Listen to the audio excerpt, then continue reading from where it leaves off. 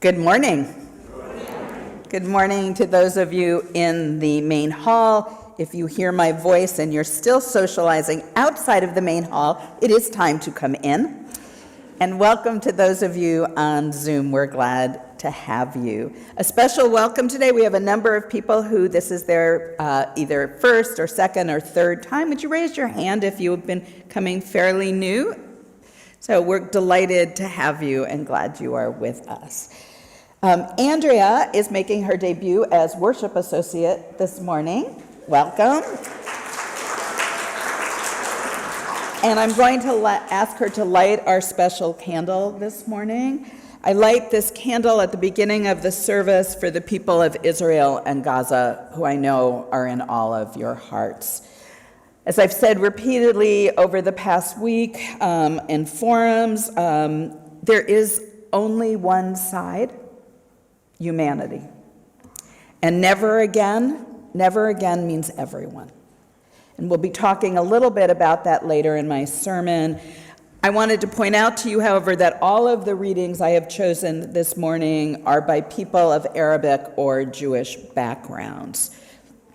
Today we're going to be talking about welcoming the stranger, the loneliness epidemic, and how we can be even more welcoming to newcomers and visitors and the people we don't know yet in the world.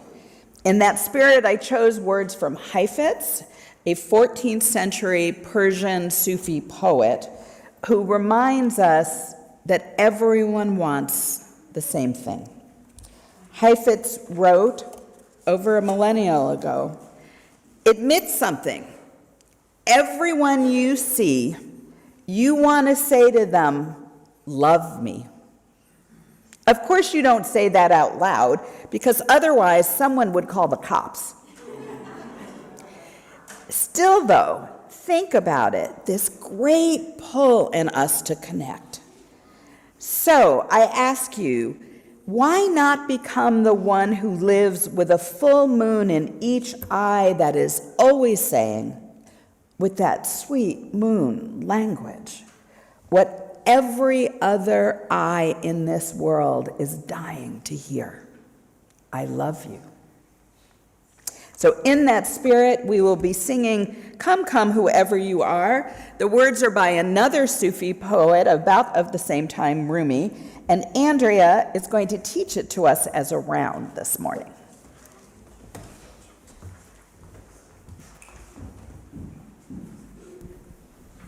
Okay, so we're going to sing it one time through all together, and then we're going to break into a round, which means that we have two parts that sing the same song all the way through, starting at two different times. And this is going to be part one, and this is going to be part two. But don't worry, I will lead you through it. But first, let's just sing the melody together. Isabella, thank you.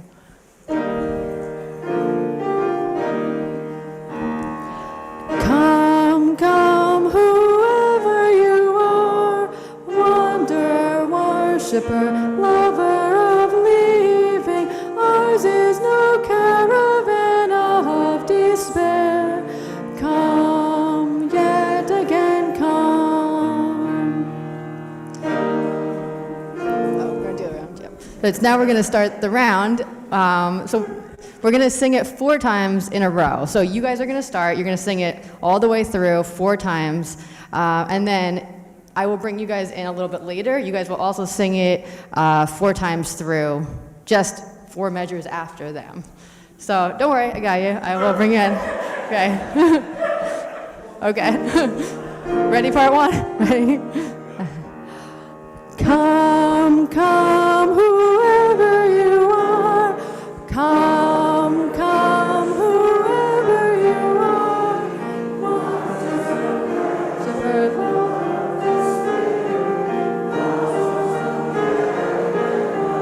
Okay, starting. Come, come, whoever you are.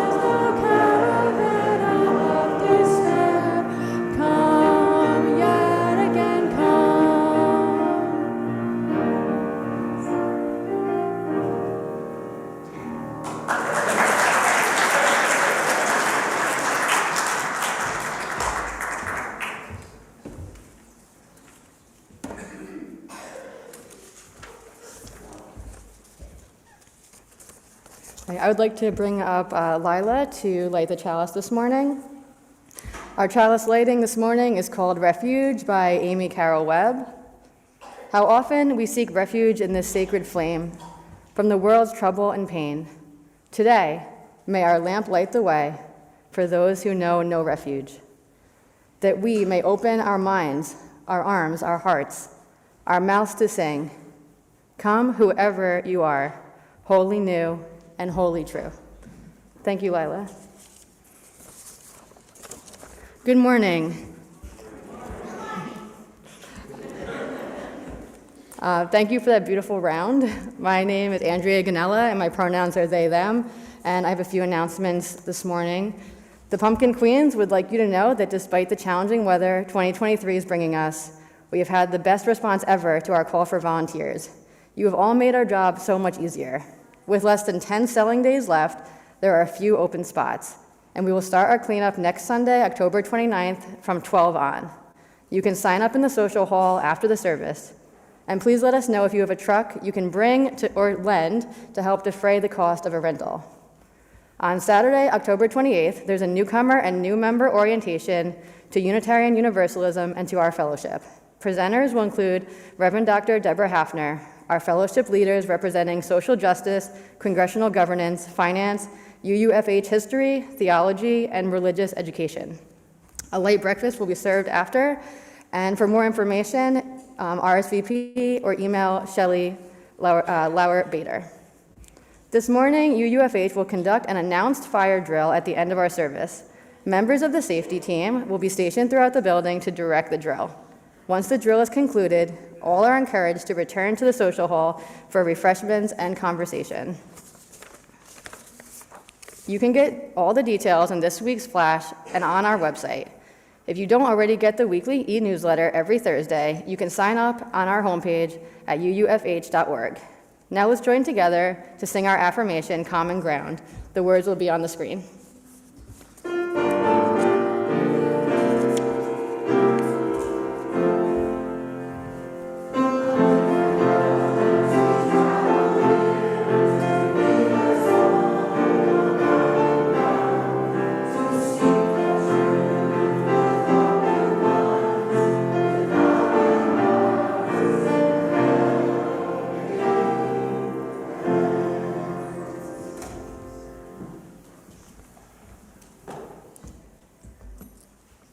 Do I have a pastoral care associate present to come forward?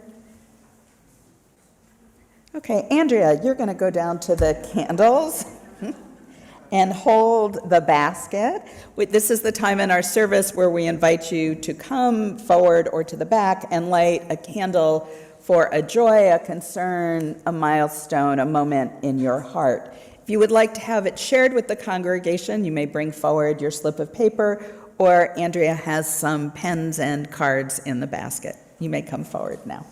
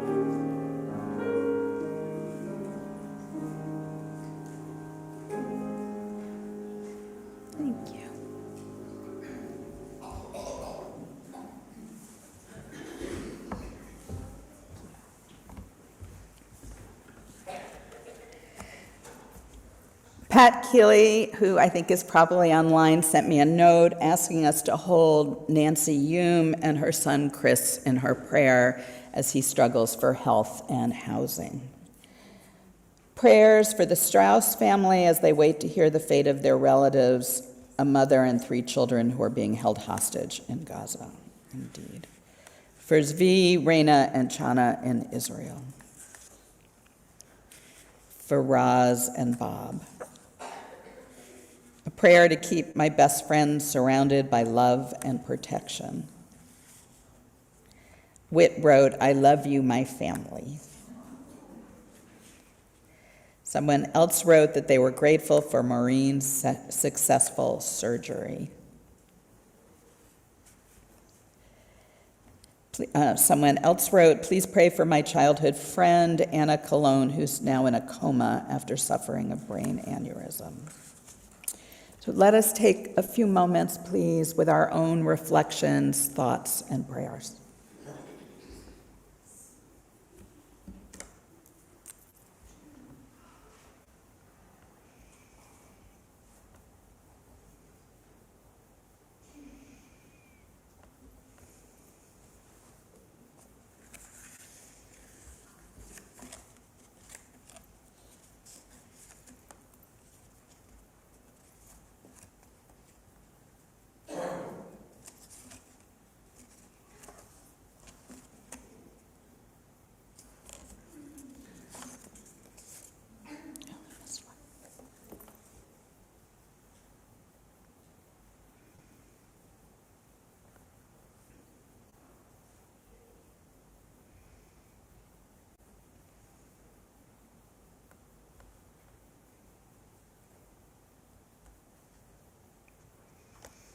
And I didn't see one from Connie and Lila who's thinking of Nanina in heaven. Spirit of life and love, these are difficult days. These are days where we are surrounded by heartbreaking images, fear, worry. Our hearts going out to people who we know in Israel and in Gaza, and to the people we don't know, to the strangers, because we too can feel what it must be like to be afraid, uncertain, to feel that governments are making decisions that the people perhaps would not, to not know. We know that not knowing. We know that not knowing when a friend is in a coma, when a friend has had surgery, when someone we love is dying. We know the uncertainty, and we ache and we feel for those who suffer. So many reasons that life can be hard, whether that is mental illness or relationship issues or job issues or financial issues or cancer or a brain aneurysm that comes out of nowhere.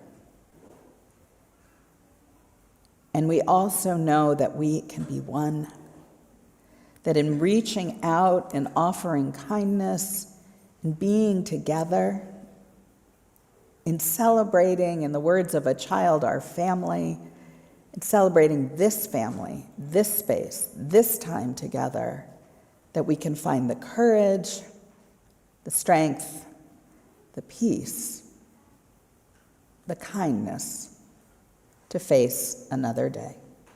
And so may it be. Amen.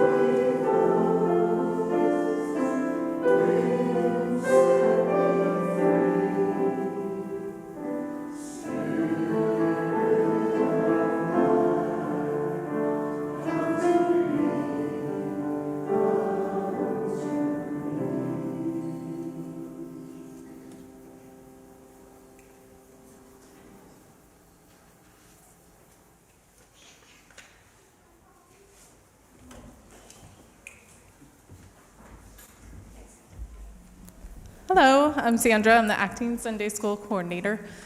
Would all the children like to come up to the front to watch the video today? Oh, you do? Oh, cool. Okay. All right, thanks. Can you guys see? Okay. Does she want to come? Hi, Jane. Does she want to come up? No? Okay. Okay. So this is a YouTube video about making new friends, making new friends and meeting new people. The book is called The Circles All Around Us.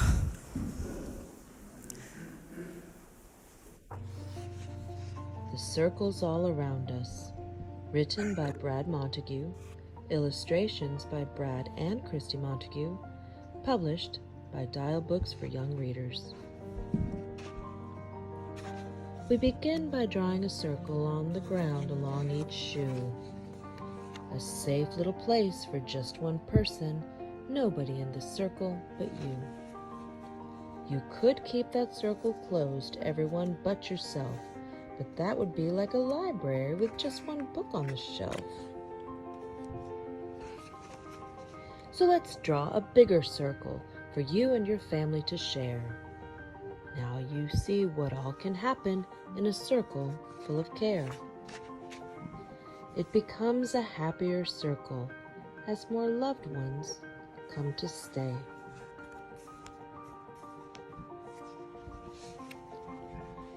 And wouldn't it be even better if all of your friends could come and play?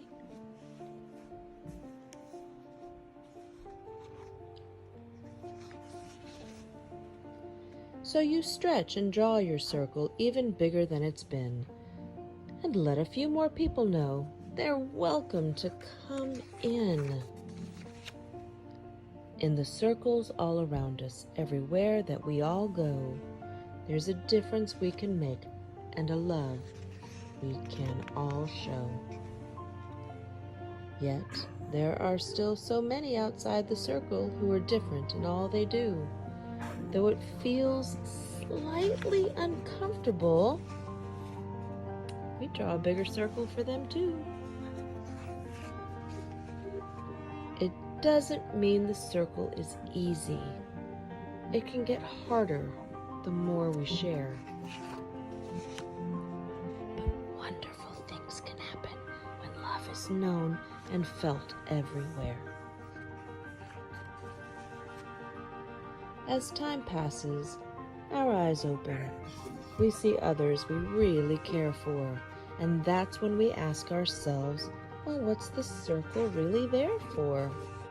So let us create bigger circles all around us for the rest of our days.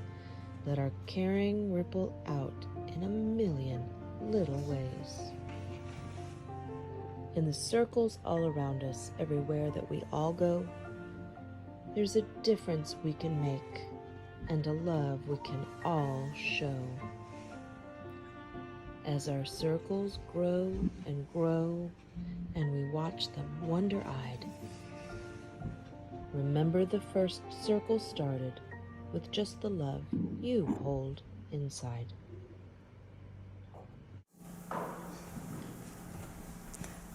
Okay, do you guys want to go sit on the steps, or you can sit here?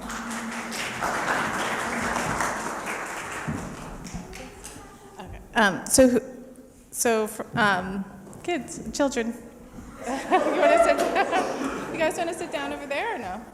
Okay, no? Okay. All right, so who are some of the people in your circle? Okay, Millie. Your family? Okay, great. Friends at school? How about friends here at the UUFH? Anybody? Yeah? Okay, great. Can any of you tell a story about what it's like when you don't know other children when starting something new? So, such as a school or a dance or a sport. What do you guys think? Is it hard to make new friends, or, yeah? On the first day of school, it can be nerve-wracking to make new friends because, like, there aren't many people you know if you're moving to a new school. Right, so, yeah, really? It's sometimes hard to make friends when, like, you don't know anybody. Yeah. So what can you do to make new friends? Yeah? You can be kind. Yeah, that's right, that's right. And if someone is new that joins your RE class today, how could you make them feel welcome? Trying to include them in the activities we're doing. You could tell them or ask them if you want to light the chalice and do the hand motions. Do you want to add anything else? Okay, great. Well, that's all the questions that I have for you guys today. So you can go to your RE classes now. We'll sing you out.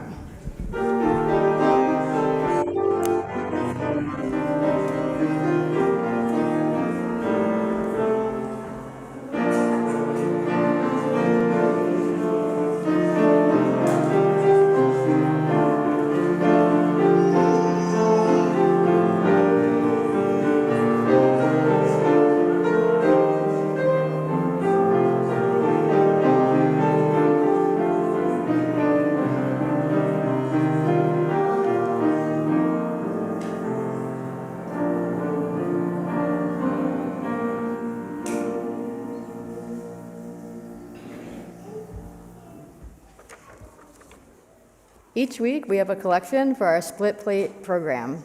Undesignated donations are split between UUFH and our Charity of the Month unless you indicate otherwise. This month, we're supporting Make the Road New York, which is helping thousands of asylum seekers who have made the trip to New York City. Donations help pay for things like cash assistance and Metro cards. Make the Road New York's programs are designed to support families creating a resilient and tight-knit community that nurtures self-sufficiency and leadership of each member. Ushers will be passing the baskets while Isabella plays. For those of you at home, you can send a check to the office or donate through the website. Thank you for all your support of the work we do within and beyond these walls.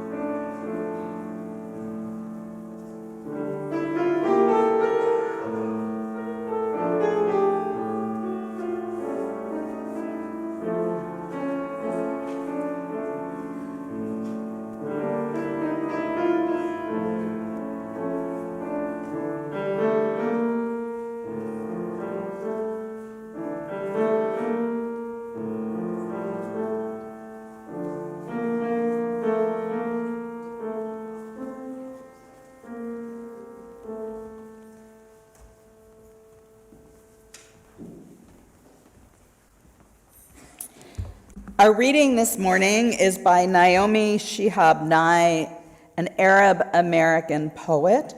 The reading is called Gate A4. Some of you may have heard this before, but it spoke to me for this morning. Wandering around the Albuquerque airport after learning my flight had been delayed for hours, I heard an announcement. If anyone in the vicinity of Gate A4 understands any Arabic at all, can you come to the gate immediately? Well, one pauses these days. Gate A4 was my gate, and I spoke a little bit of Arabic. An older woman in full traditional Palestinian embroidered dress, just like my grandma wore, was laying on the floor wailing. "Help," said the flight attendant. "Talk to her. What is the problem? We told her the flight was going to be late, and she's doing this." I stopped to put my arm around the woman and spoke haltingly a few words I knew in Arabic. The minute she heard any word she knew, she stopped crying. She thought the flight had been canceled completely. She needed to be in El Paso for major medical treatment the next day. So I said, no, we're fine. You'll get there. Just a little late. Who's going to pick you up? She told me her son, and I said, let's call him. I spoke with him in English. I told him I would stay with his mother till we got on the plane, and I would sit next to her. She talked to him. Then she wanted to call her other sons, just for the fun of it. Then we called my dad, and he spoke to her for a while in Arabic, and of course they found out they had 10 shared friends. She was laughing a lot by then, telling of her life, patting my knee, answering questions, and then she pulled out a sack of homemade cookies, little powdered sugar, crumbly mounds stuffed with dates and nuts from her bag, and she offered them to all the women at the gate. To my amazement, not a single woman declined them. It was like a sacrament. The traveler from Argentina, the mom from California, the woman from Laredo, we were all covered with the same powdered sugar. And we were smiling. There is no better cookie. And then the airline broke out free apple juice from a large cooler, and 2 little girls from the flight ran around serving it, and they were covered in powdered sugar too. And I looked around that gate of all of the late people and the weary ones, and I thought, this is the world I want to live in. This shared world. Not a single person at the gate, once that crying and confusion stopped, seemed apprehensive about any other person. They all took the cookies. I wanted to hug all those women. This can still happen, even today. Not everything is lost.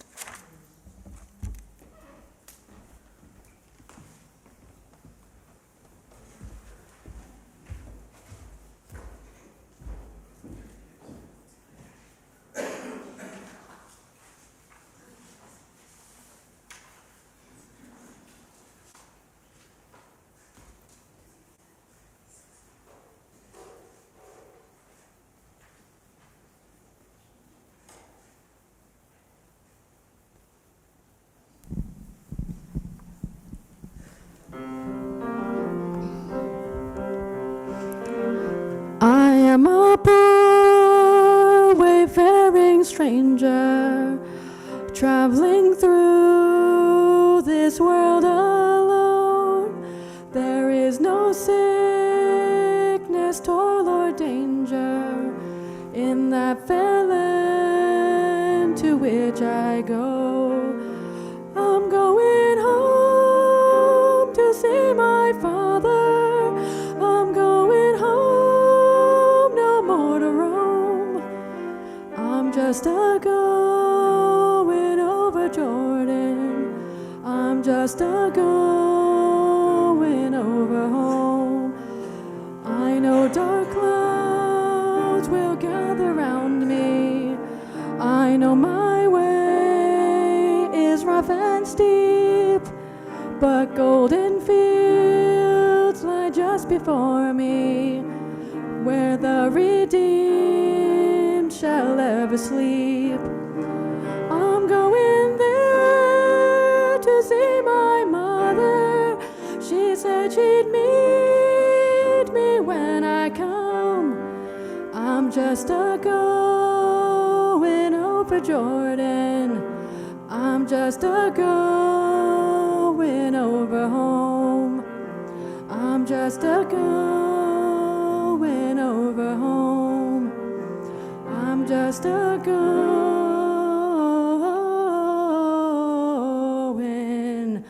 over home.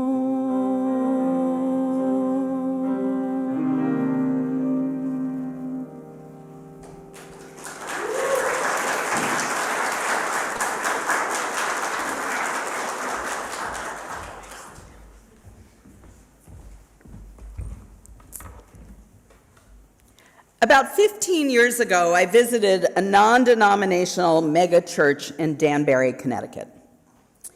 There were parking spaces right up front with a sign that said first-time visitor. I was met outside by a greeter who walked me into the church, gave me a name tag, took my name and address, and escorted me to a seat. He then handed me a comprehensive, colorful information packet. When the service was over and I was leaving, they gave me a bag of homemade chocolate chip cookies. Homemade.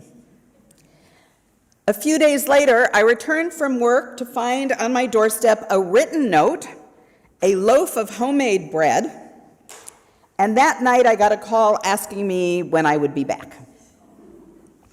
I didn't resonate to their theology, but I sure felt welcome. And if I had been new to the area, searching, or lonely, I'm pretty sure I would have gone back again. Their welcome of the stranger was extravagant. So let me invite you to think about your first time here, whether it was today, or last week, or last year, or maybe 30 or 40 years ago. How did it feel the first time you walked in? Did you feel a little anxious if you might fit in here? Did you feel enthusiastically welcomed? Good. Did anyone give you cookies? Coffee. He gave you coffee. Good. Maybe we should give coffee first, right? Do you remember who it was or what happened that made you want to visit again? Yes. Yeah, we remember, even if it was a long time ago. Dot Muller. Can you remember, those of you who are members, how long it was before you knew you belonged and wanted to join us? See, the reality is the data says that 90% of people who visit a congregation once don't come back. For some, it's theological, and some of you out there may be going like, where's the cross or where's the creed, and you're going, this isn't what I'm looking for. But for many, I think it's because we can forget that we were once strangers here too. Visitors to a congregation want to be welcomed. If you are sitting next to someone new, either before or after the service, they want you to introduce themselves. They want to know that you are glad they are here. They want multiple people to talk to them during the social hour. They want to know on their second visit that you remember they were here and you are glad they came back, which is why we try to give you a name tag on your second visit, that we know you're here and we want you to come back. So today, for those of you who are relatively new or visiting, I will be having coffee in my office with newcomers, with a member of the membership committee, to chat a little bit about what this congregation is all about. And so I hope after the fire drill, you'll go grab your coffee and you'll meet me in my office. Somebody can help direct you. It's in the other wing. The Bible teaches us to love the stranger because we too were once strangers in the land of Egypt, or was that UUFH? The Bible includes almost 120 passages about how to love the stranger. Early in Genesis, 3 strangers come to Abraham and Sarah's home, and they are welcomed with a lavish meal. The strangers turned out to be angels from God, who blessed them with the news that they are to have a son at their advanced age. Other Hebrew Bible stories that follow, and then Jesus' teachings all encourage us to invite the stranger in. Our Universalist heritage also calls us to love the stranger. Universal salvation is the radical notion that everyone will be saved. Our first and seventh principles, affirming the dignity and worth of all people and the interdependent web of existence, stem from that Universalist history. Unitarian Universalist minister, the Reverend Forrest Church, wrote, "In the good news of universalism, God is a loving God who will not rest until the entire creation is redeemed. All creatures will be saved. There is no hell." A century earlier, the Reverend Thomas Starr King, who was one of our greatest Western missionaries in the 19th century, quipped, quote, "The Universalists believe that God is too good to damn us forever. And the Unitarians believe you are too good to be damned." Engagement in a religious community is a powerful antidote to the growing epidemic of loneliness we face. Even before the COVID-19 pandemic, half of Americans reported that they were lonely. That means that probably half of you may feel lonely. Almost half of Americans in 2021 reported that they had 3 or fewer close friends. Only 16%, that's 1 in 6 Americans, report feeling attached to their community. Being lonely, according to this U.S. Surgeon General's report in May 2023, increases our risk of heart attack, of stroke, and dementia. It increases the risk of premature death by 60%, as much as if you were smoking 15 cigarettes a day. So, inviting a friend to come with you to UUFH or welcoming visitors extravagantly might literally save someone's life. Think about that. Sitting here, being connected in this community, might literally be helping save your life. According to the Surgeon General's report on loneliness, quote, "Religious or faith-based groups can be a source of regular social contact, serve as a community of support, provide meaning and purpose, create a sense of belonging around shared values and beliefs, and are associated with reduced risk-taking behaviors." So that's, interestingly, what many of you told us on the search committee survey, that you are here because of the community that has been created. I heard a study on NPR a few weeks ago. People who visited the same grocery store and knew the names of the cashiers, or went to the dry cleaners and knew the person's name at the counter, or said hello to people on the way to work or on the train, were happier in their community than people who didn't have those touchstones. So it made me think about my spiritual practice that I call name ministry. Name ministry is asking and using the name of every person you meet or see during the course of your day. It's knowing the name of the FedEx person, or the person at the counter where you buy coffee, the person who bags your groceries, the names of your neighbors, the names of the people you commute with. I make it a point as part of name ministry to use the name of anyone who has a name tag on. I like to think that's why God made name tags. In the airport, for example, I will say, "Hello, Officer Smith," or "Hello, Officer Bob," to the TSA agents. Last week I did it, and the man who looked at my boarding pass didn't look up. I was like, "Good morning, Officer Holliday." So I tried again. "Officer Holliday, I hope you're having a good day." He looked up surprised, and then he looked right at me and he said, "No one ever talks to me." Can you imagine all day you're standing there and no one greets you? That's why they have a name tag on. See, but I want to tell you, I don't do name ministry to make other people feel better. I do it to make me feel better. It makes me feel more connected to have those moments, to not quite feel like this stranger in this town or this world. I mean, how wonderful it is. I drive into Dunkin' Donuts in the morning, I pull up to the machine, and Manny says, "Medium black iced tea, senior pricing, Pastor?" Without my having to ask.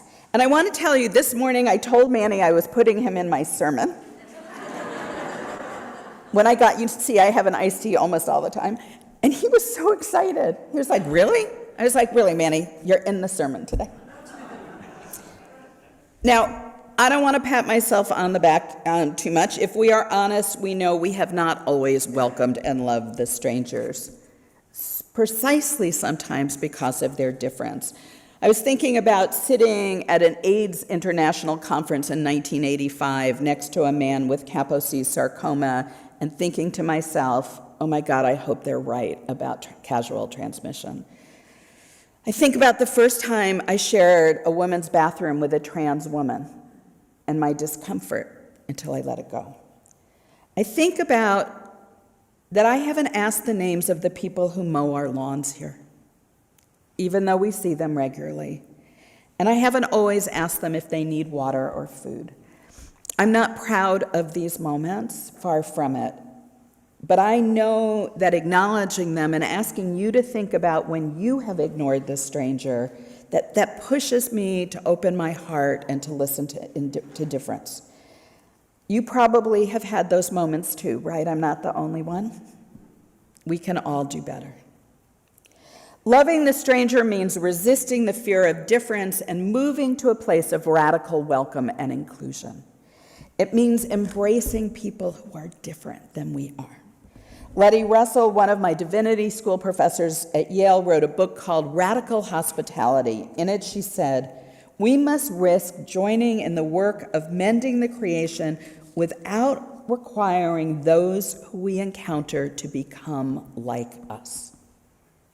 See, we have to be prepared to let the strangers change us, to allow, perhaps, our new members to change UUFH. Loving the stranger is especially important at times like these when xenophobia is exploding around the world and here in the US. Xenophobia literally means fear of the stranger, fear of the other. I think the war in the Mideast is a war based on the fear of the other. Hamas's terrorist attack on Israeli citizens could only happen because they damned all Israelis and didn't see them for the humans they are. And the response, the choking off of electricity and homes and hospitals and food supplies, could only happen by equating Hamas with all Palestinians. When we demonize others, it allows the very worst to happen. Israeli poet Yehudi Amachi wrote, "From the place where we are right, flowers will never grow in the spring. Doubts and love dig up the world like a mole or a plow, and a whisper will be heard in the place where the ruined house once stood." How many of you read 3 Cups of Tea by Greg Mortensen? So a number of you. You know, part of that story has been debunked, but it still has important truth stories in it. A village leader, Haji Ali, told Mortensen when he first came here, "If you want to thrive, you must respect our ways. The first time you share tea with a Balti, you are a stranger. The second time you take tea, you are an honored guest. The third time you share a cup of tea, you become family. And for our family, we are prepared to do anything." Dr. Greg, you must take the time to share the 3 cups of tea. We may be uneducated, but we're not stupid. We have lived and survived here for a long time. Mortensen went on to reflect, "That day, Haji Ali taught me the most important lesson I've ever learned. He taught me to share 3 cups of tea, to slow down, and to make building relationships as important as building projects. I had more to learn from the people I was working with than I could ever hope to teach them." And I think that's a lesson for us here too, for our committees and our teams, that the relationships you are building when you work together in the garden, on social justice, in membership, on a finance committee, on a search committee, those relationships are perhaps more important than the actual work you are doing together. I think in some ways, love the stranger is an oxymoron, kind of like jumbo shrimp. Because when we love each other, when we reach out to each other, when we meet each other, we are no longer strangers, right?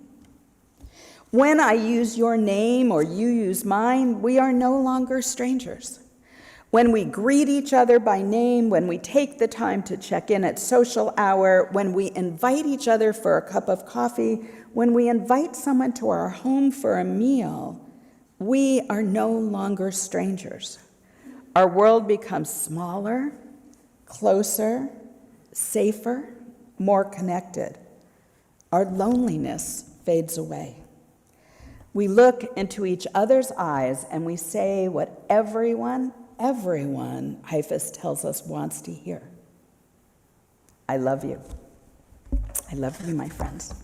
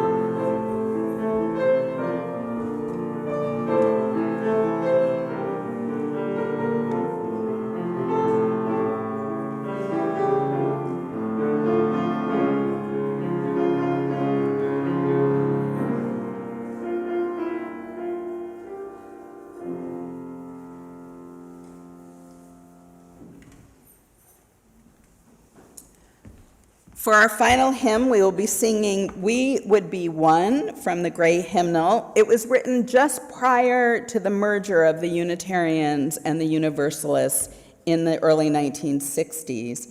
And it was a statement about that merger at first, bringing these two separate religions together into Unitarian Universalism.